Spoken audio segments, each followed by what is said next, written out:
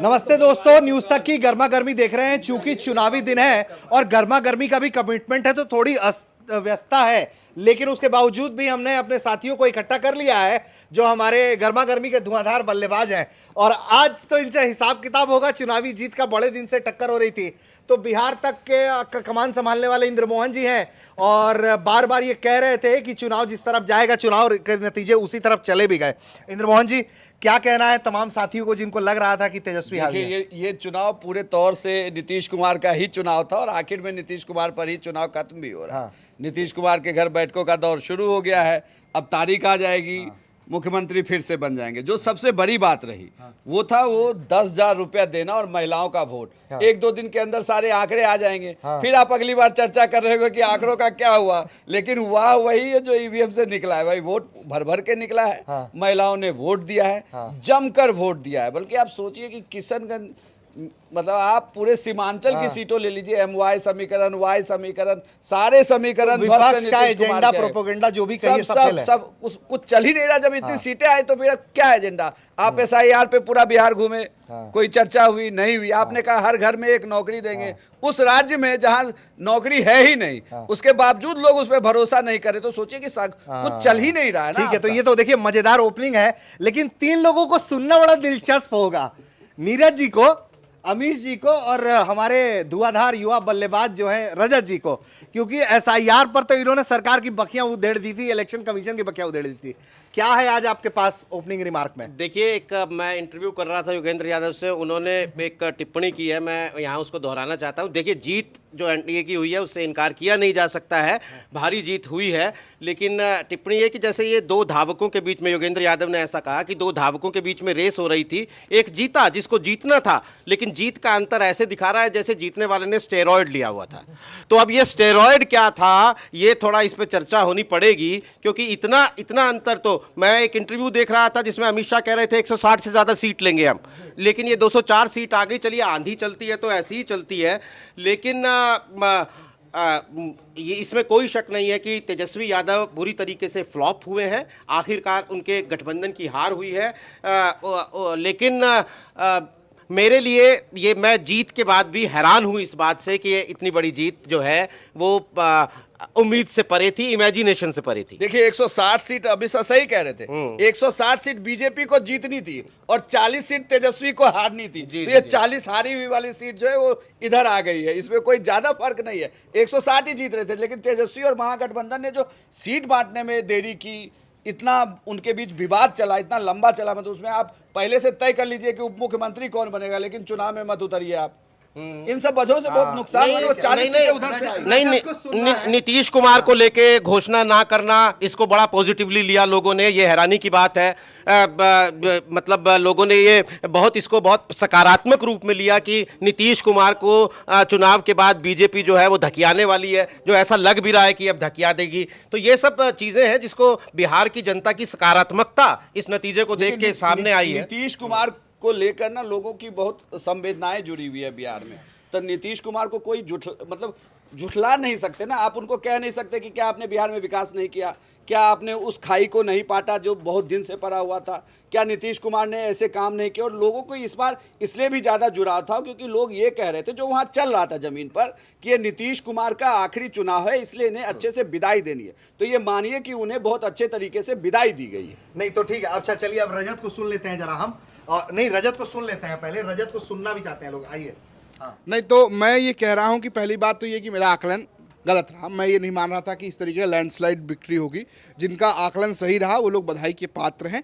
दूसरी बात ये है कि आप कुछ भी आकलन कर लीजिए, ये चुनाव आपके आकलनों से परे रहा है। जिस तरीके का रिजल्ट रहा है, मुझे नहीं लगता कि अगर आप एक एग्जिट पोल छोड़ दे तो कोई एग्जिट पोल 209 के आंकड़े तक पहुंच रहा था।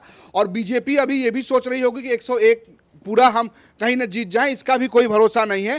तेजस्वी को भी इस बात का भरोसा नहीं होगा कि राघवपुर से वो चुनाव हारने लगेंगे। तो चुनाव बिल्कुल ही परे रहा है। अब आप जनता किस नाम पे वोट करिए, वो 10,000 रुपये लेकर इस वोट को दिया गया है, या फिर आप कहिए कि ये लालू प्रसाद यादव के कथित जंगल राज को लेकर वोट दिया गया है, ये आप कहिए कि विकास को लेकर वोट दिया गया है, या लोगों ने नौकरी छोड़कर हिंदुत्व के नाम पर वोट दे दिया है। लेकिन लोग कह रहे हैं किशनगंज भी जीत गए हैं, बहुत सारे आयाम हैं, ये भी मैं कह रहा हूं इतने आयाम है, आप समझिए कि यादव सीटों पर, यादव बाहुल सीटों पर एनडीए जीती है, मुस्लिम बाहुल सीटों पर एनडीए जीती है, तो हर जगह से एनडीए जीती है।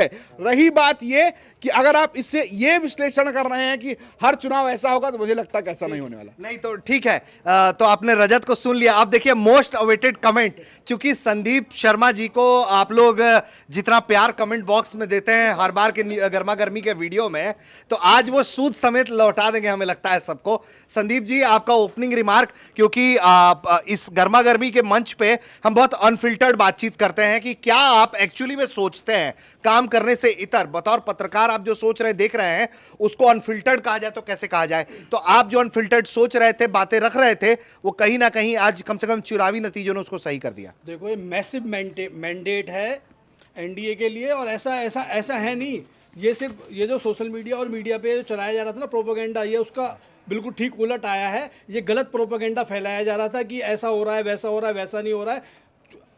पहले दिन से ही, चुनाव के ऐलान के दिन से ही ये था कि एनडीए का पलड़ा भारी रहेगा, और उससे कहीं ज़्यादा अच्छा प्रदर्शन आया है। तो ये तो बहुत बढ़िया बात है कि बहुत बधाई के पात्र है एनडीए की, इस तरीके से उन्होंने चुनाव लड़ा, ज़मीन पे रहकर चुनाव लड़ा, हवा में चुनाव नहीं लड़ा, तेजस्वी और राहुल की तरह चुनाव नहीं लड़ा। और यहाँ तो सबसे बड़ी सोचने की बात यह है कि कांग्रेस एक देश की राष्ट्रीय पार्टी एक सीट पे बिहार में अभी तक एक सीट पे आगे चल रही है।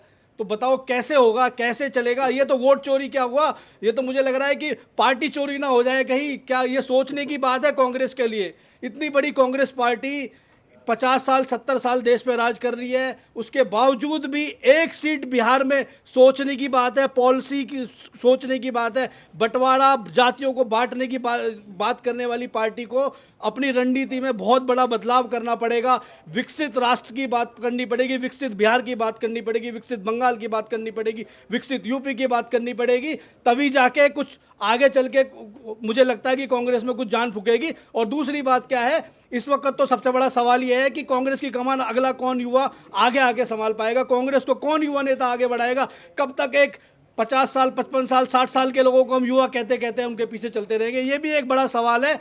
और मैं कह रहा हूं, बताइए आप इस बात की चिंता क्यों कर रहे हैं कि अरे मुझे चिंता इस बात की, इस देश की चिंता है, कांग्रेस इस देश की चिंता है। अरे बात सुनिए भाई, क्यों नहीं करे इस देश की चिंता? कांग्रेस मुक्त कर लीजिए, कांग्रेस मुक्त हो ही रहा है तो कर लीजिए। मैं क्या तो करूंगा? क्यों हो रहा है, चिंता कर रहे हैं? 3 राज्य में तो रह गए, एक क्यों सीट आई है बिहार में, क्यों चिंता कर रहे हैं युवा की? हम करेंगे, क्यों नहीं करेंगे? अरे कांग्रेस की मत करिए, इस देश के नागरिक है, राज्य की चिंता करेंगे, देश की, समाज की, कांग्रेस की करेंगे। और क्या करनी पड़ेगी हमें? कांग्रेस की आप चिंता क्यों नहीं करेंगे हम? कांग्रेस की चिंता आपके पास मौका है। बिल्कुल कांग्रेस की चिंता करनी चाहिए, कांग्रेस को विचार करना चाहिए अपने लीडरशिप पे, किस तरीके की वो करें। 90% चुनाव आने के बाद क्या हो रहा है? आप कोई सुझाव देंगे? मेरा मैं सुझाव क्यों दूं किसी पार्टी को? अरे आप कह रहे हैं, हम कह रहे हैं नहीं, हमारा कोई सुझाव नहीं है। देखो, उनको अपना आप बताइए। देखिए सबसे पहले जो लीडर फेल है वो ठीक है, ये ओपनिंग रिमार्क था, 2 सहयोगियों का ओपनिंग रिमार्क बचा हुआ है। तो हम पहले अमीश जी के पास चलते हैं, क्योंकि अमीश जी जो है वो लगातार एसआईआर के विरोध में बता रहे थे, जो टेक्निकल पॉइंट्स थे वो गिनवा रहे थे, और अप्रत्याशित मैंडेट जो है वो एनडीए की तरफ है, और महागठबंधन बुरी तरह से धाराशायी दिख रहा है। अमीश जी, वोटर अधिकार यात्रा से लेकर तमाम यात्राएं आपने देख ली और तमाम सारे पक्ष देखे, आज की मौजूदा परिस्थिति को लेकर कमेंट। तो अगर आप इस जनादेश से ये कहना चाहें, मेरा थोड़ा सा गला बैठ गया क्योंकि दिन भर बिहार का जनादेश बताया गया है, अगर आप इस जनादेश से ये साबित करना चाह रहे हैं ऋषि जी, दर्शकों को ये बताना चाह रहे हैं कि एसआईआर मुद्दा, एसआईआर के टेक्निकल पॉइंट हट गए, खत्म हो गए, तो नहीं हटे हैं। एसआईआर में जो समस्याएं थीं, जो विवाद हैं एसआईआर को लेकर, वो कायम हैं, और इस चुनाव का अभी भी पूरा मैंडेट नहीं आया है। और कांग्रेस समेत विपक्ष के नेता ये आरोप लगा रहे हैं कि एसआईआर के बाद जिन लोगों के वोट काटे गए और जो लोग नए वोट जोड़े गए वो लोग कौन थे, उन्हीं लोगों ने एनडीए को जिताया, ये आरोप विपक्ष लगा रहा है। मैं संदीप जी की बात पर आता हूं, उससे पहले एक मजाकिया बात। नहीं, संदीप जी पे बाद में पहले ओपनिंग कमेंट लेंगे, रूपक जी के पास भी जाना है। मेरे कुछ वरिष्ठ साथी सोशल मीडिया पर टिप्पणी कर रहे हैं कि कहीं ऐसा ना हो कि 101 से अधिक सीट जीत जाए भाजपा, लड़ी 101 पर है, 101 से अधिक ना जीत जाए। संदीप जी ने अच्छी बात उठाई कि वोट चोरी होते होते पार्टी चोरी ना हो जाए। ये कोई नई बात नहीं है कि वोट चोरी होते होते पार्टी चोरी हो जाए, इस देश ने पार्टी चोरी देखी है। अरे भाई, शिवसेना चोरी हो गई ना महाराष्ट्र में, 2 ठो शिवसेना बन गई, एलजेपी भी चोरी हुई शरद पवार की पार्टी एनसीपी चोरी हो गई ना, 2 ठो एनसीपी बन गई। LJP भी चिराग चोरी पासवान जो जीत रहे हैं आज, उनकी पार्टी चोरी इसी बिहार में हुई थी, 2 ठो एलजेपी बन गई थी। तो पार्टी चोरी होती रहती ठीक है। है। सवाल ये देखिए क्या है, तेजस्वी यादव और विपक्ष की हार को सेलिब्रेट करना एक लोकतंत्र के लिए खतरनाक साबित हो सकता है। इस बात को समझने की आवश्यकता है कि 10,000 की कैश स्कीम महिलाओं के हाथ में तब आई जब विपक्ष ने चापा। अच्छा और मजबूत विपक्ष बहुत जरूरी है कि लोगों तक जनहित के मुद्दे पहुंचे, वरना तो हमने मंदिर बनाया था इस नाम पर वोट ले जाती हैं पॉलिटिकल पार्टियां। आपके घर में 10,000 कैश आया क्योंकि जन उपयोगी मुद्दों पर बात हुई थी, इसलिए विपक्ष का मजबूत रहना जरूरी है। ये विपक्ष के नजरिए से बड़ा ही खराब चुनाव है कि उनको ऐसा मैंडेट नहीं मिला है कि वो विधानसभा में सरकार के ऊपर दबाव बना पाए। नहीं, वो थोड़ा सा आर्गुमेंट आपका इसलिए सुपाच्य हमको नहीं लग रहा है कि मतलब कि सरकार कोई जीत भी जा रहा है तो आप कह रहे हैं कि ओपोजिशन ही था जिससे 10,000 रुपए दिलवा दिए, ओपोजिशन ही था जिसने मुफ्त बिजली दिलवा दी। थी नीतीश की, क्यों नहीं 10,000 दिए थे? वो तो जब उनको देना था, क्यों बचा के रखा था, आखिर में देना था, वोट खरीदना था, इस महिलाओं को देना था, बतौर महिलाओं को पैसा देना था। क्या 5 साल नहीं समझ में आया? जब समझ आया तब दे दिया, उसकी तैयारी की जाती है ना। क्या बात करते हैं, बिना तैयारी किए कोई कैसे पैसा दे देगा? बिना तैयारी किए कैसे पैसा दे देगा? है कि चुनाव खरीदा गया। अरे आपको पता नहीं है कि बिहार में कितनी जीविका दीदी है और जीविका दीदी को लेकर कितनी स्कीम चलती है। और क्यों दे रहे हैं? अरे 1 करोड़ 21 लाख की काउंटिंग थोड़ी होती है। 1 महीने पहले 10,000 क्यों दे रहे हैं? आप 5 साल से 10,000 दीजिए, अगले 5 साल दीजिए। ठीक है, 1 करोड़ नौकरी का वादा हुआ है। आपका आर्गुमेंट है। हम रूपक जी को भी जरा सुन लेते हैं, क्योंकि ओपनिंग रिमार्क उनका नहीं आया है। तो रूपक जी, क्या है ओपनिंग रिमार्क इस रिजल्ट पर? नहीं, मुझे लग रहा है कि सिर्फ चौक वो लोग रहे हैं जिनको लग रहा था कि इस बार परिवर्तन हो जाएगा और महागठबंधन की जीत। कौन लोग चौक रहे हैं? मुझे अगर याद है तो पिछले हमारे शो में शायद नीरज की तरफ से एक भविष्यवाणी थी और कुछ और दोस्तों ने भी की थी। इस चुनाव में हमेशा इस लाइन पर ये डिबेट चलती रही कि ये मुकाबला कांटे का है। कभी किसी ने ये नहीं कहा कि महागठबंधन की जीत होने जा रही है। चौंका इसलिए रहा है कि ये नंबर 200 के पार चला गया। चौंका इसलिए रहा है कि आरजेडी और महागठबंधन मतलब बिहार में ही जिसकी पार्टी है वो 30 के नीचे आ गई है। जो अमीश ने जो आपत्ति की है ना, ये 10,000 रुपये वाली बात, 10,000 का सिस्टम जो है वो अब मध्य प्रदेश से जो शुरू हुआ है ना, वो एक स्थायी ट्रेंड, वो स्थायी ट्रेंड बन गया है। तो इसको अब चोरी, घूस, रिश्वत तो आप मत कहिए, आप इसको आप समझ लीजिए कि ये रेगुलर जो सत्ता में है, जिसके पास कैश है वो दे सकता है अपनी जनता को। उसका वोट चोरी कह लीजिए, अगर वो किसी को समर्पित हो रहा है वोटर उससे, तो आप पंजाब में अरविंद केजरीवाल भी दूरबीन से नतीजे देख रहे होंगे कि पैसा बांटने से सरकार बच सकती है, तो कोशिश करेंगे कि वहां बचा लें। ममता बनर्जी के पास अगला ये मौका है ना, मध्य बंगाल में अगला चुनाव जो होने वाला है वहाँ ये मौका है। असम में हेमंता के पास ये मौका है, या तमिलनाडु में स्टालिन के पास ये मौका है। तो ये सिस्टम तो चल पड़ा है। और देखिए, इतना बड़ा मैंडेट ना सिर्फ 10,000 रुपये देने से नहीं आता है। इस बात की चर्चा बहुत लंबे समय से थी कि नीतीश कुमार के साथ महिलाएं हैं, मोदी सरकार की योजनाएं महिलाएं सेंट्रिक रही हैं, तो उसका भी एक इन्फ्लुएंस इस पूरे चुनाव पर था। और दूसरी बात कि कोई नारा महागठबंधन की तरफ से नहीं आ पाया। मेरे हिसाब से लगता है कि तेजस्वी ने ये गलती की कि उन्होंने लालू की जो लेगेसी थी उसको वो ले जा रहे थे, लालू के नाम के बिना, लालू की फोटो के बिना, लालू के ब्रांड के बिना। रूपक जी, एक सवाल मेरा है, जो आप कह रहे हैं कि केवल 10,000 पर इस चुनाव को नहीं देखा जा सकता है। 2020 में भी नीतीश कुमार मुख्यमंत्री का चेहरा थे, वही भाजपा की सरकार थी, वही महिलाओं के अंदर उनकी लोकप्रियता थी। 2020 में जनादेश क्यों नहीं आया था अगर ये कैश स्कीम का असर नहीं है तो?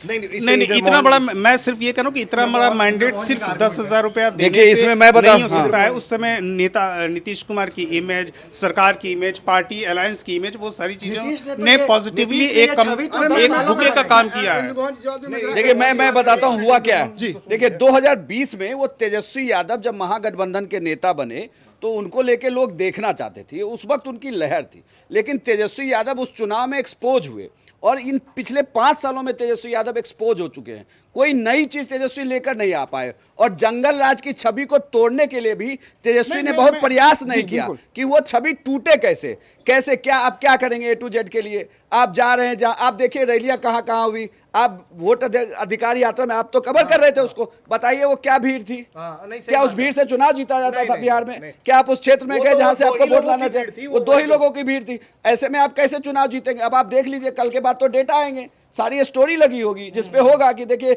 MY समीकरण पे क्या हुआ, Y समीकरण पे क्या हुआ। ये इतना आसान नहीं था, तेजस्वी एक्सपोज होते चले गए हैं। सीमांचल में जो रिजल्ट आया है, जिस तरह का ट्रेंड दिखा है, तो ये बात तो खत्म हो गई ना। MY में से M जो है वो गायब हो चुका है और पूरा Y भी गायब है, Y भी गायब, बहुत टूट हो रही है। रिजल्ट के दिन से दिख रहा है कि सीमांचल में M गायब हो चुका है और माना जा रहा था कि महागठबंधन को गारंटीड है कि MY तो मिलेगा ही मिलेगा, तीसरा कुछ मिलेगा ही नहीं, बाकी जो थे वो भी चले गए। नहीं, इसमें एक और है कि आप देखिए कि ओवैसी को लेके कहा जा रहा था कि इस बार बिल्कुल नहीं होगा, एकदम एकजुट हो गए कांग्रेस के जाने के बाद एकजुट। वो तो पिछली बार से ज्यादा बेहतर प्रदर्शन करके चले आए अभी उनके पास आज के। मैं एक कमेंट ऐड ऑन कर दे रहा हूँ, शायद आपकी बहस को आगे बढ़ा देगी। बहुत चर्चा हो रही है कि विकास मुद्दा ये सब पे वोट पड़ा, लोग नया चाहते हैं, तेजस्वी एक्सपोज हो गए। प्रशांत किशोर क्या किए थे? वो तो घूम रहे थे, उन्होंने ना तो जाति की बात की, उन्होंने जंगल राज की बात की। वो तो यही कह रहे थे ना कि नौकरी दूंगा, नया बिहार दूंगा, ये दूंगा। वो तो गोली गायब हो गए। ठीक है, आपके सवाल में ही जवाब है कि प्रशांत किशोर जो जाति का बात नहीं कर रहे थे ना, वहीं फंस गए। बिहार अभी जाति से निकल नहीं पाई, वहाँ जातीय संरचना। एक तरफ आप कह रहे हैं कि महिला नीतीश की हो गई, बहुत कह रहे हैं कि जाति पर बिहार वोट किया बहुत प्रबल है। आप लगातार उसको रखिएगा, या रख तो नहीं एनडीए पाइएगा। सर्व समाज की पार्टी हो जाएगी। ये तो आप कॉन्ट्राडिक्ट कर रहे हैं। या तो आप ये कहिए कि फिर जाति के नाम पे वोट नहीं पड़ा है, फिर तो जाति टूट गई, सारी महिलाएं जाकर नीतीश कुमार को वोट दी। लेकिन प्रशांत किशोर जब आ रहे थे, प्रशांत किशोर फर्स्ट बार टेस्ट हो रहे थे, तेजस्वी हो चुके थे। दोनों बातों में फर्क है। अभी आप प्रशांत किशोर हो रहे हैं ना, तेजस्वी एक बार हो चुके आपने हैं। ये भी कहा कि तेजस्वी एक्सपोज हो गए। पहली बात सुनो, प्रशांत किशोर अपने आप को साबित ही नहीं कर पाए ग्राउंड पे कि हम मुख्यमंत्री बन पाएंगे। सबसे बड़ी दिक्कत ये थी, भरोसा कायम नहीं हुआ जनता पे, प्रशांत किशोर पे, कि जैसे जैसे वादा कर रहे हैं मुख्यमंत्री बनेंगे भी या नहीं बनेंगे। सवाल इस पे था, वो खुद चुनाव नहीं लड़ रहे थे, इसलिए कॉन्फिडेंस नहीं आया जनता में कि उनको वोट करें। ये इस वजह से जन स्वराज को वोट नहीं पड़ा। अब आते हैं हार के मुद्दे पर। हार तेजस्वी के हार के दो बड़े कारण थे। पहला, नौकरी, सरकारी नौकरी का वादा करके हर घर में वो फंस गए, बता नहीं पाए आखिरी चुनाव तक, और अब रिजल्ट भी आ गया, अब भी नहीं बता पाएंगे कि मैं हर परिवार को कैसे एक सरकारी नौकरी दूंगा। और दूसरा मुद्दा था वोट चोरी। वोट चोरी का कोई मामला ही नहीं बन रहा था बिहार में। उन्होंने वोट चोरी का 2 महीने करके सारा अपना टाइम निकाल दिया। जहां मुद्दों पे बात करनी थी, वोट चोरी करते रहे। इससे आम जनता को क्या फायदा हो रहा था वोट चोरी से? वोट चोरी का फायदा नेताओं को होता है। वो अपना भविष्य सुधारने के लिए वो सारा मुद्दा बना रहे थे। इस वक्त जनता को चाहिए, जनता का उत्थान कौन कर रहा है, समाज का उत्थान कौन कर रहा है, देश को आगे कौन बढ़ा रहा है, इस बात की बात होनी चाहिए। वोट चोरी की बात होनी चाहिए नहीं, ठीक है, जनता उस पर वोट करेगी जो उसकी बात करेगा। हाँ ठीक है, ठीक है, जिन जिन पे आरोप लगाए सब चुनाव जीत गए। ठीक है। तो ये तो ठीक है दोस्तों, ये सारी बहस हो गई। अब चूंकि टाइम की कमी है, सबकी व्यवस्था है, तो अब हम क्लोजिंग रिमार्क की तरफ है सीधे। इसमें हमारा सवाल सभी साथियों से यही है, कांग्रेस को अब यहां से क्या करना होगा, और ये जो एनडीए ने कमाल किया है, इसके इंप्लीकेशन अब हमें कहां कहां देखने को मिलेंगे। तो कांग्रेस क्या करे और एनडीए इसका फायदा कहां लेने जा रही है? देखिए, कांग्रेस मुझे लगता है कि बिहार में उनको अपने दम पर उतरना चाहिए। एक बार तो वो तो बिल्कुल अब सिर ट्राई, कुटवल अब तो भी कुछ आपस में बचा ही हो नहीं ना जाएगा। आपके पास। हाँ। आपके पास अब तो एक सीट बची है, आप जीरो उसको लेकर कहिए क्या उसको, करेगा? जीरो। जीरो कहिए आप उससे अच्छा है कि आप बेहतर के लिए उतरिए, धीरे धीरे अपने वोट प्रतिशत को बढ़ाइए। आपके पास जो था आप वो भी छूट गए, आप किसी और जाति में सेंधमारी करना चाहते थे जो आपके साथ थी, वो भी धीरे धीरे छूटती चली जा रही है। तो उससे बेहतर है कि आप शुरू कर लीजिए, कहीं से सोजे से शुरू करिए। कुछ तो एनडीए के लिए तो देखिए ये बिग मैंडेट है। अब इन्होंने एक बार और ये सेट कर लिया कि बिल्कुल ये तो रास्ता खोलेगा ही। अब अगला, चूंकि बगल में बंगाल में चुनाव है, तो ज्यादा प्रभाव, कॉन्फिडेंस ज्यादा आएगा। नीरज जी, आपका रिमार्क? नहीं, कांग्रेस पार्टी के लिए ये सबक है। राहुल गांधी के लिए तो सांप सीढ़ी का खेल हो गया है। मेहनत करते हैं, 80 तक पहुंचते हैं, सांप काट जाता है, फिर 0 पे आ जाते हैं। तो ये एक भारत जोड़ो यात्रा के बाद लोकसभा चुनाव में अच्छा प्रदर्शन किया, महाराष्ट्र हरियाणा हो गया, उसके बाद फिर एक मुहिम चलाई, फिर अच्छा प्रदर्शन किया, बिहार हो गया। तो राहुल गांधी के लिए, राहुल गांधी को जो उन्होंने इंडिया गठबंधन के नेता के तौर पर, निर्विवाद नेता के तौर पर एक छवि बनाई थी, वो टूटी है। किस तरीके से अपने गठबंधन साथियों के साथ मैनेज करना है चीज़ों को, कांग्रेस पार्टी को दोबारा इस पर विचार करना होगा। क्योंकि जो मिसमैनेजमेंट, फ्रेंडली फाइट जैसी चीज़ें बिहार में हुई हैं, वो गठबंधन के अंदर, वो इस हार के लिए जिम्मेदार हैं, वो कारण है। इसलिए वहां पर उन्हें विचार करना होगा। एनडीए के लिए मैं नहीं मानता कि बिहार के इस चुनाव से कोई बहुत अफलातूनी परिवर्तन होने जा रहा है। महाराष्ट्र का चुनाव भी उन्होंने इसी मैंडेट के साथ जीता था। मेरे ख्याल से बीजेपी के लिए, बीजेपी जब बंगाल जीतेगी, बीजेपी जब कभी तमिलनाडु जीतेगी, बीजेपी केरला जीतेगी, अगर आने वाले दिनों में बंगाल का चुनाव है, तमिलनाडु का भी है, केरल का भी है, इसलिए नाम लिए मैंने, अगर बीजेपी वहां चुनाव जीत जीतती है तो मैं ये मानूंगा कि बीजेपी पूरे देश के अंदर अपने फुटप्रिंट्स ले जाकर जिस कांग्रेस मुक्त भारत की बात करती है वो कहीं ना कहीं उसकी तरफ बढ़ रही है। बिहार से तो मैं नहीं मानूंगा। ठीक है और रजत हाँ देखिए, मेरी दो बातें हैं। एक बात तो ये कि महागठबंधन या कहिए इंडिया अलायंस के लिए क्या बात है, तो उसमें एक फ़ायदा तो ये है कि कांग्रेस जिस तरीके से बिहार में हारी है तो आगे बंगाल में या उत्तर प्रदेश में शायद जब वो टेबल पे बैठेगी तो उस हवे के साथ नहीं बैठेगी, तो वो वैसी बातें होंगी। मतलब बाकी क्षेत्रीय पार्टियों को कांग्रेस को डील करने में ज़्यादा आसानी होगी और क्षेत्रीय पार्टियों को ये बात समझ में आएगी कि किस तरीके से चुनाव लड़ना है। मतलब चुनाव आप 20 दिन में नहीं लड़ते हैं, हालांकि बीजेपी लड़के जीत सकती है, उसके पास बड़ा मैकेनिज्म है।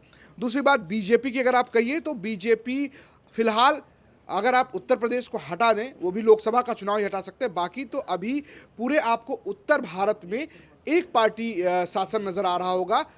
मतलब एक तरीके से आप कह सकते हैं कि अभी जो लोग कह रहे थे कि लोकतंत्र में 2 पार्टी 3 पार्टी, अगर आप ओवरऑल देखेंगे तो अभी सिर्फ एक पार्टी का नैरेटिव चल रहा है और बीजेपी उसको मैनेज करने के लिए ये भी करती है कि वो विद इन पार्टी सीएम के चेहरे और वो सब बदलती रहती है। अब ये देखना है कि अगला विकल्प इस पे कौन होगा। ठीक है संदीप, कांग्रेस के लिए क्या है और संदीप कांग्रेस के लिए क्या है और अब यहां से एनडीए का रास्ता क्या है? जी देखिए, कांग्रेस को तो अपनी स्ट्रेटेजी में बहुत बड़ा बदलाव करना होगा। 3 राज्यों में कांग्रेस की सरकार है, कर्नाटक, हिमाचल और तेलंगाना। इन तीनों राज्यों में कांग्रेस को कुछ ऐसा काम करना पड़ेगा जिसको वो बता के कुछ ऐसी स्कीम्स लानी पड़ेगी, कुछ ऐसा काम करना पड़ेगा जनता के लिए जिसको वो पूरे देश में जाके बता सकें कि देखो हमने ऐसा करा। जैसे 2014 से पहले मोदी जो है गुजरात मॉडल को बेचते थे, इसी तरीके से उन्हें कोई मॉडल पेश करना पड़ेगा इस देश में, जनता के सामने कुछ बताना पड़ेगा कि हम देखो ये कर सकते हैं, ये बदलाव ला सकते हैं, क्योंकि अभी उनके पास अभी मौका है। 3 राज्यों में सरकार है, वो कुछ भी कर सकते हैं। 10,000 की स्कीम जो बिहार में बात हो रही है, ऐसी स्कीम वो अपने तीनों राज्यों में कुछ नई स्कीम, कुछ नया कुछ कर सकते हैं। बहुत सारी चीजें हो सकती हैं। उनको ये साबित करना पड़ेगा जनता के सामने कि हम में दम है, हम कर सकते हैं, हम बदलाव कर सकते हैं।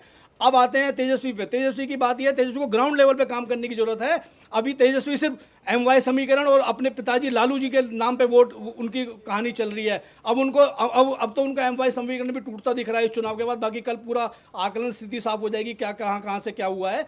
लेकिन अब तेजस्वी को अगर 2029 में उन्हें कुछ दिख रहा है, उन्हें विपक्ष का जैसे इस वक्त वो मुख्यमंत्री के दावेदार अपने आप को मान रहे थे, अगली बार भी इस तरीके से ही दावेदारी पेश करनी है, तो उन्हें 5 साल लगा एनडीए के, अब उनको 5 साल लगातार ग्राउंड पे मेहनत करनी। अब आते हैं एनडीए पर। एनडीए को बिहार की जनता ने मैसिव मैंडेट दिया है और ये मैसिव मैंडेट इतना आसान नहीं है, ये बहुत मुश्किल से मिलता है। और अगर इतना प्यार मिला है तो वापसी उनको जनता कुछ ना कुछ देश भर में अब एनडीए के लिए क्या रास्ता है? पूरे देश भर में तो लहर एक तरीके से, आपको पता है ये पूरा इंपैक्ट इसका यूपी चुनाव पे आने वाला है। बिहार में जिस तरीके से इन्होंने जातियों के गठजोड़ को तोड़ के रख दिया है और जो है पीडीए की बात हो रही है, मुझे ऐसा लगता है ये पीडीए फेल हो जाएगा यूपी चुनाव में जिस तरीके से, क्योंकि अब पूरा एकजुट, अब आप देखोगे इस चुनाव में कि एकजुटता के साथ वोट पड़ रहा है, विकास को वोट पड़ रहा है, विकसित राष्ट्र को वोट पड़ रहा है, विकसित यूपी, विकसित बिहार, विकसित MP, विकसित हर राज्य को विकसित बनाने पे वोट पड़ रहा है। ठीक है, तो अमीश जी क्या ख्याल है आपके, कांग्रेस कहाँ चूक गई, क्या करना चाहिए